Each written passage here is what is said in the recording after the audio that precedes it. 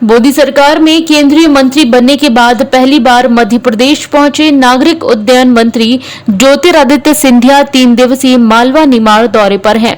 जन आशीर्वाद यात्रा के पहले दिन जहां केंद्रीय मंत्री ज्योतिरादित्य सिंधिया इंदौर पहुंचकर देवास और शाजापुर पहुंचे, उन्होंने अपार जन समर्थन और लोगों का आशीर्वाद मिला। इस बात से अभिभूत सिंधिया ने इंदौर में बुधवार को मीडिया से बातचीत करते हुए उन्हें राजनीतिज्ञ कम और जनसेवक ज्यादा की उपाधि आकर्षित की। भारत माता की जय। भारत माता की जय। धन्यवाद। इधर मध्य प्रदेश के बाढ़ प्रभावित जिले श्योपुर, विदिशा, मुरैना, भिंड सहित अन्य जिलों में केंद्रीय मंत्री ज्योतिरादित्य सिंधिया ने कई ट्रक खाद्यान्न सामग्री राहत के तौर पर इंदौर से पहुंचाई। उन्होंने कहा कि सेवा ही संगठन है, हम चाहे संगठन में रहें या सत्ता में रहें, सेवा काय जरूरी है। इसीलिए बाढ़ प्रभावित जिलों में खाद्यान्न सामग्री पहुंचाई जा रही है।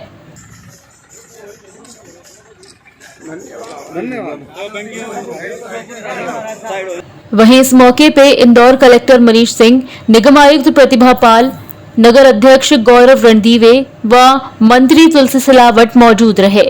के लिए भेज रहे हैं, किस तरह की राहत पहुंचाने का प्रयास? ये जो हमारे पार्टी के अध्यक्ष जेपी नड्डा जी के निर्देश के अनुसार सेवा ही संगठन है, और चाहे आप संगठन में हो चाहे आप सत्ता में हो, सेवा भाव के साथ ही हमें जमीन पर उतरना है। और ये उसी बात का एक छोटा सा उदाहरण है, जहां अभी बाढ़ पीड़ित पूरे हमारे 8 जिलों 9 जिलों में श्योपुर, मुरैना, भिंड से लेकर विदिशा तक हम लोग राहत सामग्री पहुंचाने की कोशिश कर रहे हैं। और ये सारे ट्रक्स खाद्यान्न के साथ इन सभी जिलों में जाएंगी और हमारे क्षेत्र की जनता को राहत जरूर दिलवाएंगे। मैंने जो कल निवेदन भी किया था, जनता की आशीर्वाद सबसे बड़ी पूंजी और जनता की सेवा के लिए हम लोग तत्पर होते हैं। इसलिए राजनीतिज्ञ कम और जनसेवक ज़्यादा, मेरे लिए वो उपाधि ज़्यादा आकर्षित है।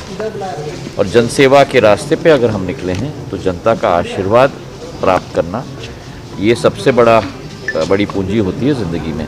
और जो कल भव्य शाजापुर और देवास में स्वागत हुआ, मैं ज़िंदगी भर शाजापुर और देवास की जनता का ऋणी रहूँगा। जो पद और जिम्मेदारी मुझे दी गई है प्रधानमंत्री नरेंद्र मोदी जी के द्वारा, हमारे पार्टी के अध्यक्ष जेपी नड्डा जी के द्वारा और गृह मंत्री अमित शाह जी के द्वारा, मैं उनका कृतज्ञ हूँ। और नागर विमानन क्षेत्र को पूरे देश में विस्तृत तरीके से जाल बिछाना और आम जन को इस यात्रा की सुविधा पहुंचाना, ये प्रधानमंत्री जी की मंशा है और उस मंशा के अनुरूप कार्य करने का पूरा संकल्प मेरा है। जो प्रधानमंत्री जी बार बार कहते हैं कि हवाई चप्पल वाला भी हवाई सफ़र कर पाए, इस संकल्प को हमें साकार करना है।